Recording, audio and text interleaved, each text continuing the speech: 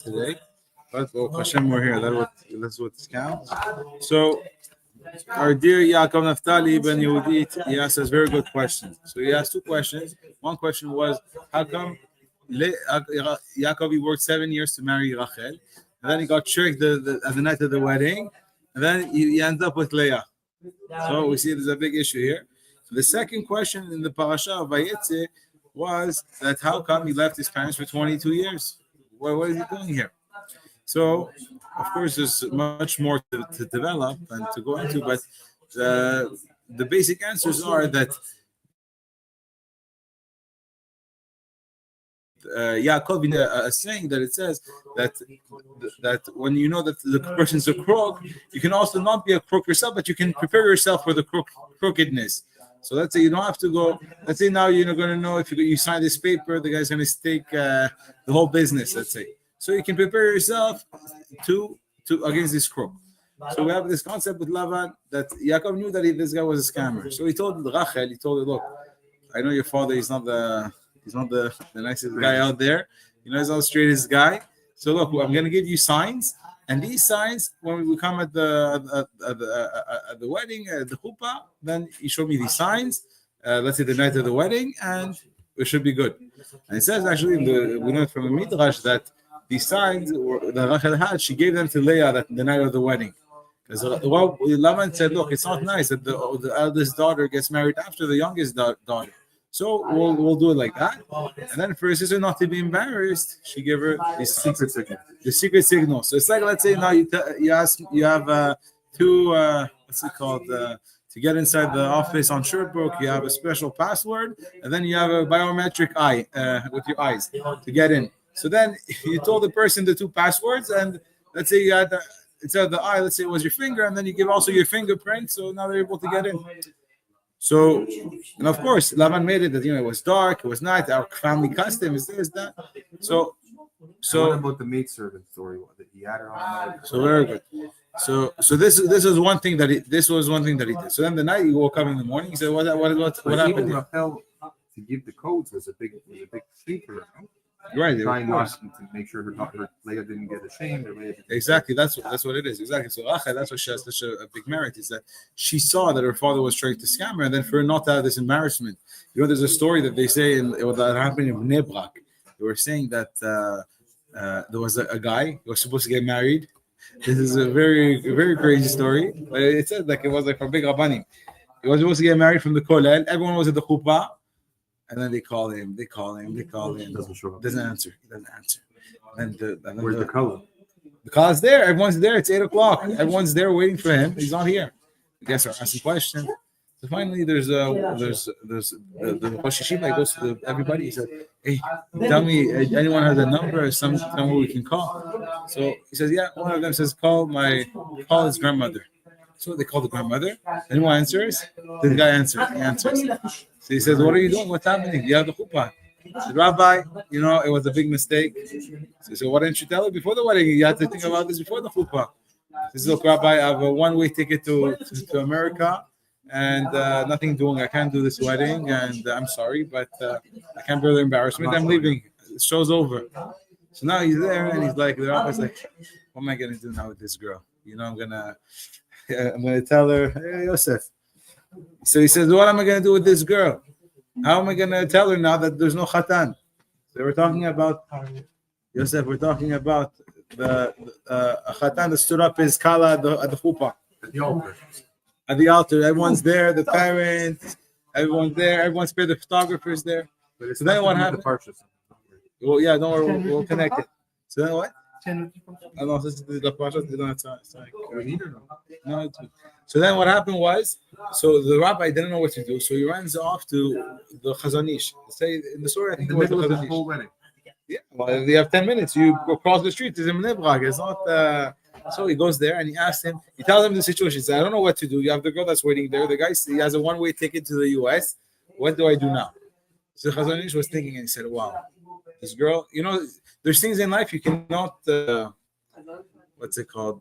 You cannot overcome. There's sometimes you have certain situations that they're so bad for the person that to overcome them it'll be so almost impossible. So let's say her being stood up at the wedding, The whole world's talking about her. She's in depression. Like, you're ruining her life. That's it. Her life is over. If anything, the guy would go get married with her. A month later, divorce her, and that's it. Would be better just to save the embarrassment. So the rabbi said, look, the Chazon Ish said, this is what I remember from the story.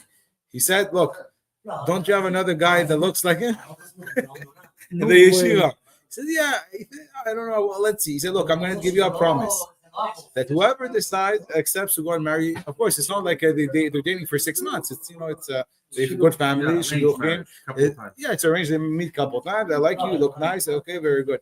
He said, look, I promise that whoever is going to take this girl, just for not to be like embarrassed, she's a good girl, I promise them that they will have a very nice life, a successful life, and their children will all be tzaddikim. This is, I promise, I vouch for anybody who's going to go and take this. The rabbi was Rav Reuven Elbaz, from what I remember. But it could be I'm wrong. So he went back in the place, said, any takers? This is the Chazon Ish. He said, so they called up the parents, said, hey, Dad, what are you doing? Hey, Daddy, I'm getting married tonight. I got a special blessing from the Chazon Ish. And that's how the story goes, that they got married. They found the guy. They found a champion, a volunteer. And they got married. And then this rabbi, the Rosh Yeshiva, yeah, well, he was probably already there. He probably with the black and white already. No, but listen to this story. And then it says that the Rosh Yeshiva, every year he called upon this couple, and every year they saw that that children, all the children, big scholars, and they saw something incredible. Now, I heard this story of a story, so I don't know exactly how 100% of the story is, right? For sure, there's other details I'm missing. But what is the message from this story?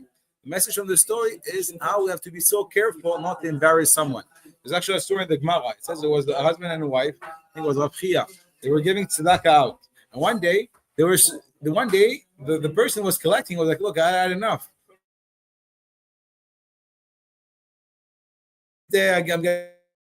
As he was dropping the tzedakah, so then one day he started running after the rabbi to see where he was. The rabbi didn't want him to know. Imagine now you're in business with someone, you know that he's having trouble. You wire him, I don't know, $50,000. Now you don't want him to know that he's going to look at you and be embarrassed. Look, Jeremy, help me out. No. So what did he do? He started running, and then he had no place to run. And a furnace. So it was emptied, but it was like burning hot. Like it was like on. It was on, but he didn't go like fully inside. So he ran inside. He was like at the fence of it, and then the people ran off, and they weren't able to find him. And then we learned from him a very interesting thing: is that in life, just not to embarrass someone. That's what it says. It's better to jump in a fiery furnace than to embarrass someone in public. Someone will be embarrassed by your actions. That's why when you want to make a joke, when you want to be funny, you want to be a smart guy, then you have to be careful not to embarrass, not to make fun of someone, not to put him down. And why do we say all this? We go back to the question of Yaakov Nafzali. How come Leah, she went through the night, and Rachel, she should have said, it's my husband, what are you doing? Are you crazy? But they saw they had no choice, and therefore she did the best out of it. The secret code to the Simanim. Because she felt embarrassed for her sister that she would get married first. That's why she let her get married, no? No, so she didn't. That's Lavan, what was his scam. But even nowadays, like, you shouldn't get fooled. That if, let's say, you have a younger sister, of course. Okay. Yeah, of course. It's a bit taboo. Yeah, but it's not. It's what we learned from Lavan, right? So it's not.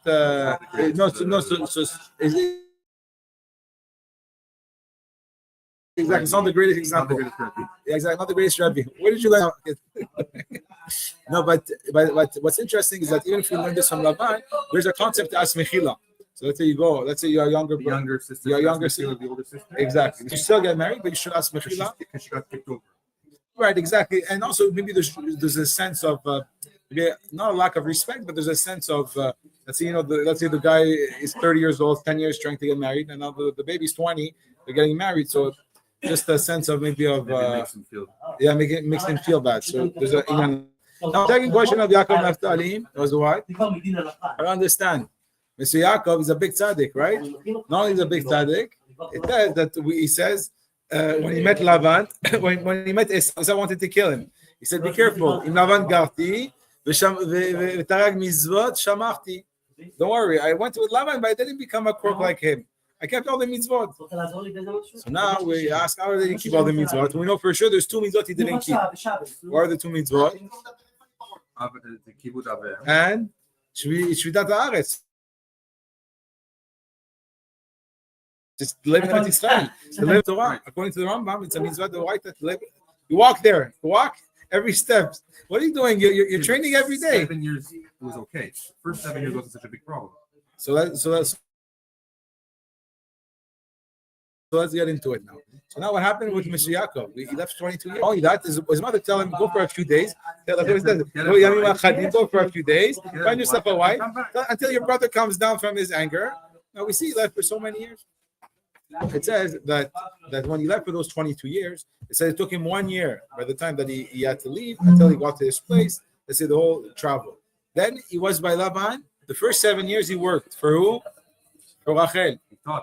Then he got scammed. And he got Leah. Okay, but then he could have gone. Now he had both wives. Yeah, but my friend, Yaakov, what's the problem? You don't sit for something. No, you work 7 years for Rachel. Yeah. Then after Rachel, but I have good news for you guys. He didn't marry. Then Leah got right. Yeah. He didn't have to wait another 7 years to marry Rachel. That's what we wanted. That was his bride. That was No, his but, share. yeah, but he didn't wait 7 years. He waited 7 days. After Shiva Brachot, he said he got married with Rachel. And then he had to work 7 years. But he didn't have to wait. Oh, he had her right away? Yes, exactly. Yes. It's fitting somewhere? Yes, of course. Yeah, because then it would be terrible. He wanted the wife. Now he has to work another 7 years like that. But he worked 14 years. What's the problem now? When he has a big family and he has a wife, his children, what is he missing now? What does he need? Parnasa. Well, Lavan. What? Just has to give you the crook. Back in Israel? You didn't think there would be work over there? No, I mean, by the time that But he to was be able to travel, he needs money. No, he had no money. For He had the nothing. carriage, for this. He had nothing. It's like he had He nothing. didn't have money to go back there. He had zero. He had nothing. Now he was with his wives and he has children. Now he's by love. So now for 6 years he went and he worked, and that's actually we have a rule. And that's actually with the computer. La semaine prochaine, je vous emmène la pizza. Peut-être demain soir, je vous dis. Non? so us three reasons a person can leave Eretz Israel. So what was the answer? Why is he waiting for 7 years? My friend. Step by step. I got distracted by the pizza. But we said, but now we said we have 3 mitzvot. We are allowed to leave Eretz Israel. Yeah. Okay. The first one is to learn Torah. To learn Torah. There's no rabbi there. There's no. You want to go? There's the Lubavitcher rabbi 20 years ago. You want to go learn by him, and there's no one like him. So you go, you move. Number 2, to get married. You want to find a good shidduch. Number 3 is a threat to your life, no? What? And number 3 for parnasa. Oh, so Exactly. even if a threat to your life is not counted as No, threat for your life always is overcomes everything. Because to live, to do the mitzvot, you have to be alive. But those are the 3 reasons to leave. So now he was justified for all the 3 reasons, right? Because you have to get married and married. no, you have to get After 14 married, years, he's married. And according to and yes, and for a parnasa, you're also allowed to leave the land.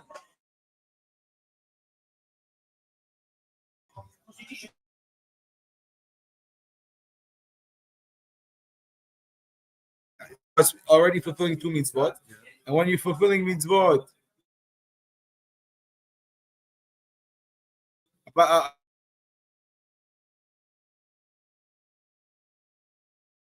but at the same time, my friend Jeremy, the problem here is that sometimes, depending on your level, even if you do everything right, it's not enough. Because there could have been another way. So it's like a punishment for him, basically. So there was a punishment that he got. What did he get? Like you said, Yosef and Tzaddik. Midah can get midah. He didn't see his parents for 22 years.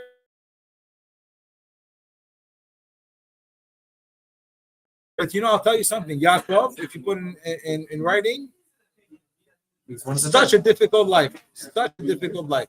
No, the best of the best with the worst life. They say Anyone? he's one of the better of the. They call him one of the biggest forefathers. Well, definitely we have to say that because I mean everyone's the greatest, but it goes like we said last week, Tzaddik ben Tzaddik. Now Yaakov says he was a Tzaddik, his father was a tzaddik and his grandfather was a tzaddik, then Hashem automatically was able to go and put into him the shvatim, and that we can all continue being the Jewish people. Not only that, is that he was the third generation tzaddik. exactly. I think there's a chazakah. Now you know I can trust you. It wasn't a fluke, with Abraham. Not only that, also, for example, Abraham, he had two children, Ishmael and Yitzchak, right? Ishmael, he went off. Then you have also Yaakov and Esau. So he's not, but the only ones who kept and were Shomer Torah Mitzvot and were the 12 tribes. Everyone was tzaddikim. Very good. And there's also something else, is that when we're going to hear stories in the Torah, we shouldn't feel that because we hear these stories, we shouldn't feel since we hear these stories that it makes the person a tzaddik or a rasha. Meaning, let's say now we see this. There was a sale of Yosef. It's okay. They sold them. How did they sell for a pair of shoes? How did they sell their brothers? We see with Miriam, she spoke bad about her brother. We see with all kinds of tzaddikim. We see with Shaul, he didn't kill the people of Amalek, and then he got moved as a king. Because everything was done with the pure intent. Nothing was done for because when someone is a bad person, they're doing it for bad reasons. But these people, they were doing it thinking that it was in service of Hashem, but they were just wrong. So there is a concept like that. Let's say with the brothers, that they really thought that Yosef was chayav mitah because they said that he's like and vice versa, that he went and ratted on them. He thought that they were eating from the live animal, but they weren't. No, right. You know what I mean? I hear this point because you can also say this about Miriam when she spoke bad about Moshe. She didn't think she was doing wrong, but at the same time, we learned this in the Gemara in Makot. It says, I don't understand. Why did Avimelech have to get killed? Right, 2 weeks ago, he took his Sarah. Hey, Mister, is it your wife or is it your sister? No, it's my sister. Okay, very good. Come in my house. And now Hashem comes in his dream. He tells him, listen, Mr. Avimelech, be very careful because you're going to die. And anyone who touches it will die. And then everyone was hit towards. Yeah, but now my question is, what did Hashem tell him you're going to die? What did he answer Hashem? He said, Hashem, I didn't know. The guy told me it was his sister. No, so Hashem told him, if you touch her, you would die. It's good that you didn't touch her. That's why I came to you. But let's say you would touch her, you would still have to die. Why? Because he kidnapped her. No, yeah, you're right. But one of the many. No, he kidnapped her. But let's say now we don't go by this, right? So you hear the question. You hear the question. We have a big problem here. Why was he going to get killed? What did he do wrong? He wanted her. He liked her. Yeah, but because Hashem went to him, he said, don't touch her. If you touch her, you're going to die. But let's say he would touch her. Let's say he would have relations with her. What would happen? He would die. He would get killed. And what would he get killed? It's an accident. He didn't know. Yeah, because he heard those small creatures. Very good. So we have a rule. Say, he had to learn and he didn't learn. What did you have to learn? You had to learn. That it was really his wife? No, you have to learn that you don't ask who's this girl next to you. When that person just shows up, there's a family, he comes to you, who's this girl next to you? He's So thinking about girls. The other guy's thinking about food. It's a different agenda. no, it doesn't work like that. But anyway, but there's this He wasn't concept. hungry. But there's this concept there. Very good. But there's this concept of what is that a person has an obligation to know. It's not enough just to say, I didn't know. That's why if the person's a murderer, he goes on the street, he goes through a red light, he kills someone. I didn't know he couldn't drive through a red light, he kills someone, he's considered according to the Torah a murderer. Rotzeach, the Torah calls him. He has to run away to his city of refuge. And if he gets caught, he can get killed. It's not a joke. Just because, I didn't know. Who's that? Because you don't know, then you're sorry, what did you do with this business? I didn't know you're not allowed to not pay the duties. I didn't know that. Okay, very good. Now to go back to what happened with Yaakov, another concept very important. It's a concept of duality. How do we know that Yaakov was so great? Thanks to who? To Mr. Esau. Why? Because whenever someone can achieve very big heights, he needs to have on the other side an enemy or someone that will be able to lead him astray. So, for example, we see this. Equal, but in the negative. Exactly, Chazak. It's like we see with Bilam and we see with Moshe Rabbeinu. We see this with Yosef and Zelicha, the wife of Potiphar. Imagine Yosef, 17-year-old, good-looking boy, just got sold by his brothers. Now he shows up there. The woman every day she's changing herself. It says that the clothes at night, like 5 times the clothes at night were not the same as the clothes in the morning. And she don't work. She doesn't go shopping. She doesn't go to the malls. She doesn't do nothing all day. Hi, Mr. Yosef, how are you? You know, you're doing good. Now he had all the reasons to go and have dinner with her every day. Temptation. Now Yosef, what do we know about him? It's only because he was able to overcome this test. Now let's see, he wanted to overcome this test. We would never hear about it. No Yosef, no story, no nothing. The Jews will not go in Egypt. They will go probably in another land. Find their food. And show's over. There's no Yosef. His life is over. And so a person always has to be careful with the Averah. Because we don't know the consequences that were brought up because of this Averah. So not to go back. So we see that Yosef is only great. Thanks to who? Thanks to his enemy. Abraham Avinu, the same thing. Who was his main enemy at the beginning? Was Nimrod. Nimrod was the king. He built cities and everything. Now he comes against Abraham. He says, do Avodah Zarah. I'm going to burn you. He shoots him in the hot furnace. You see, there was a miracle for him. So we see again that a great person, he has to be an antagonist. And that's the same thing with Yaakov. Why he couldn't have a good father-in-law. Hey, my son, how are you, my son? Come, I'll buy you a house. Don't worry, I'll take care of you. Learn what you want to learn. Don't worry, we'll get you all the sfarim. There's an Ota Chochma. Have a special USB, 120,000 sfarim. We'll get you Sefaria. We'll get you this. Don't worry. And nothing doing, nothing. No money, no nothing. Everything he tries to scam him here and there. There was nothing good. Nothing good came from Mr. Lavan. So why did Hashem do this to him? Esav. Go take the bracha from your brother. Who tells him this? Rivka, his mother. Go take the bracha now. For years, his brother wants to kill him. We have big issues here, big problems. And if you go throughout their life, it says that even that there's a big question in the Gemara. It says, well, I don't understand. How come in the Midrash? How come he didn't get any money, Yaakov, when he left to go to Lavan? He was poor. He didn't have a penny. That's why Lavan was very mad at him. He's like, I don't understand. You come marry my daughter, you don't have a penny. Yeah, what's happening here? So it says, the Midrash says that it was Eliphaz, the son of Esav, actually came to Yaakov and he wanted to kill him. But he robbed him before he got to Lavan. That's why he had no money. No, right. No, so Yaakov, he told them, look, I'm your rabbi. Well, you can't kill me. He said, look, my father told me I have to kill you. I'm here, I have to kill you.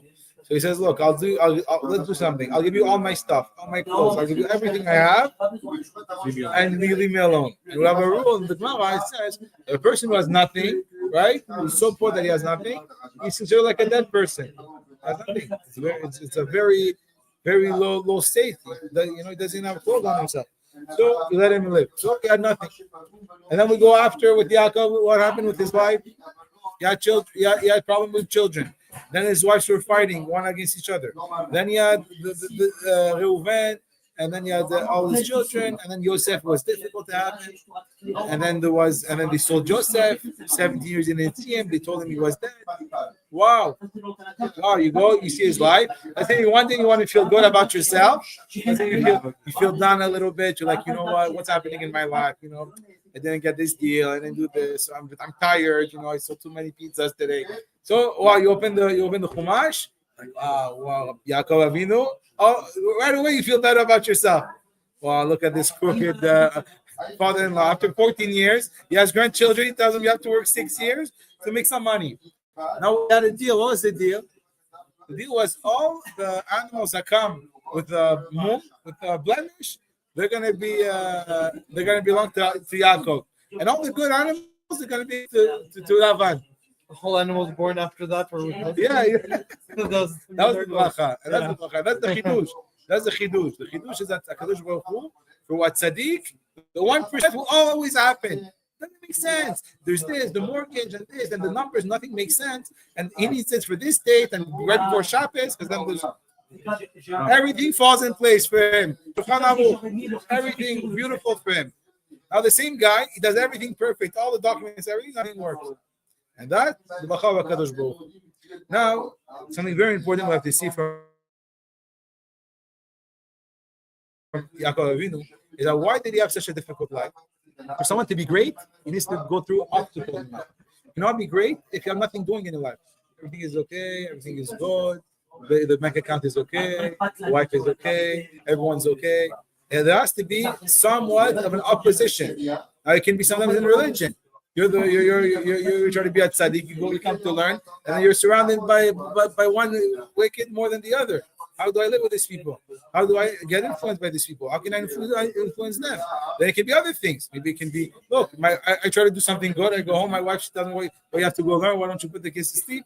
Right? So a lot of things, but it says, and that's what the Chamim say, that your best friend is your wife. Why? Because she's the one who's going to be able to make you into a man, to make you someone good. Because she's the one who knows you. No one's going to tell you what they think about you. But your wife will. Very good. Now, I have a big question in this parasha. It says that Yaakov, as soon as he saw Rachel, he fell in love with her. It was, wow, he loved her. Even Rivka, when Yitzchak saw Rivka, that's it. It's like he had appeasement from the death of his mother.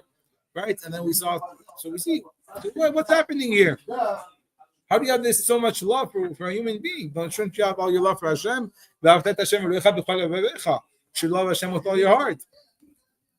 So the answer, the Miller was speaking about this, he was saying that in reality, Hashem, he loves the Jewish people.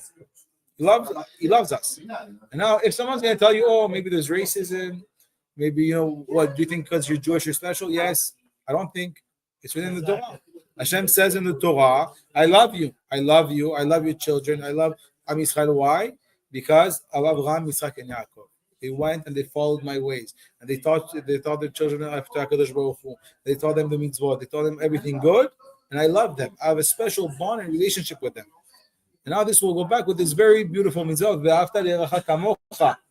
Right? You have to love your fellow Jew. Now the problem with the liberals is what? We say it in live filming. We're not scared. What's the problem with the liberals? Is that the liberals, they tell you they love everybody. When in life, if you love everybody, that means you love nobody. There's no such thing as you loving everybody. And love is not something that you can. It's easy to talk. I love everybody, but it's how you feel in your heart. And therefore, Rabbi Miller says, if you want to be Mekayim this mitzvah, you have to start with one Jew. And he said, don't start with the Jew that walks on your lawn, that calls the cop on you, that's being difficult with you, that owes you money. Don't start with that Jew, because this one sometimes is going to be more difficult. Start with someone that's going to be close with you, your wife. Start making sure that you love your wife. That means not that you get along with her, not that you tolerate her, not that you have good hobbies together, but he says this mitzvah of loving your wife. And the Gemara says like that. A husband is obligated to love his wife, and he's obligated to honor his wife more than himself. So we see this obligation. And now my question is, why do you have to love someone? Because HaKadosh Baruch Hu loves them, even if they have imperfection, and even if they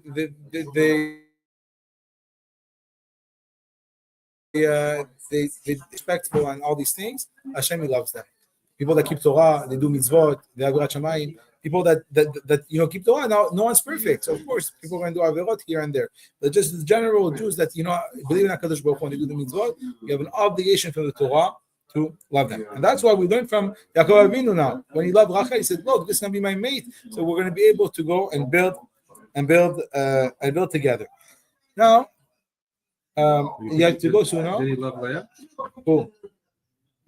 Very good. So Yaakov, he loved Leah, but his main love was for Rachel. And imagine she has to live her whole life knowing that she's like the second-class citizen. Right, exactly, and that's why Hashem. Well, imagine the maids of Leah and the maids of. But maids already knew their maid.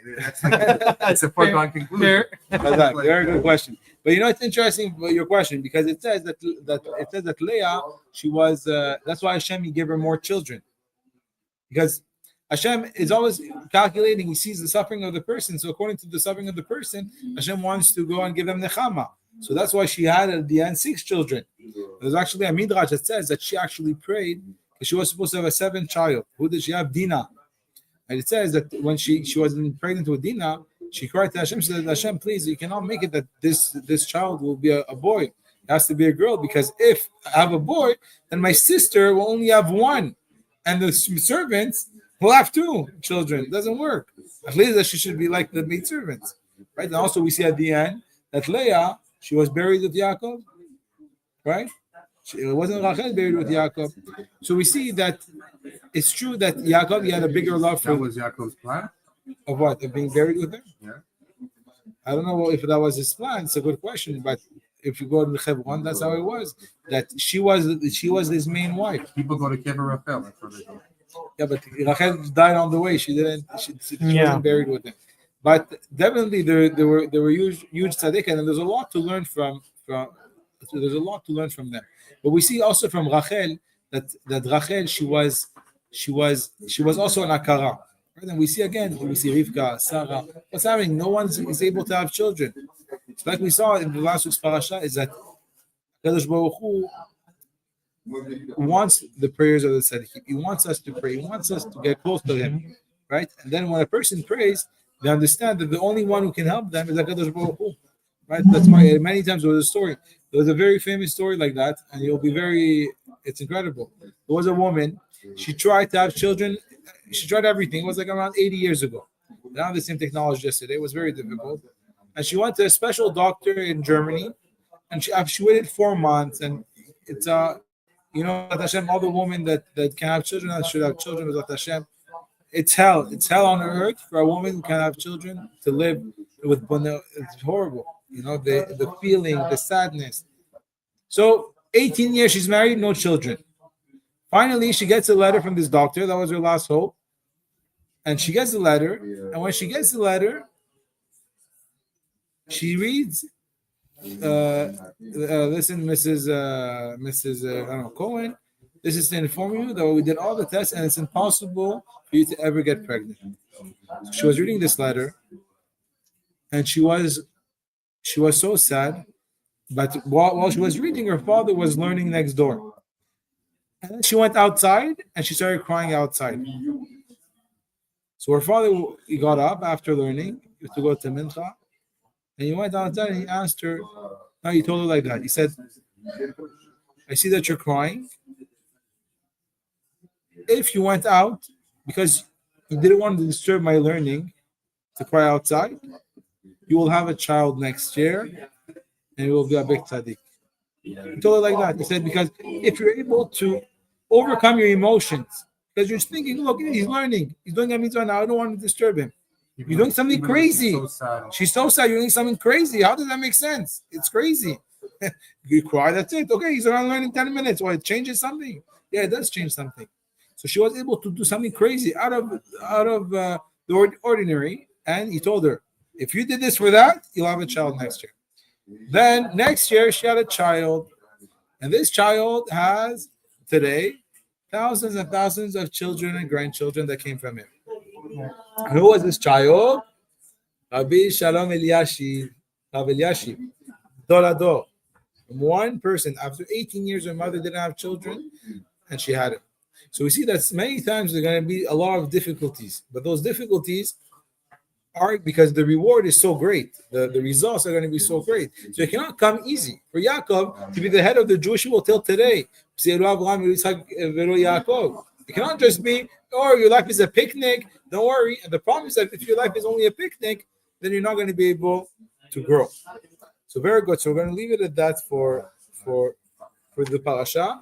And if you want, we can do some alachana or some questions if you want to go.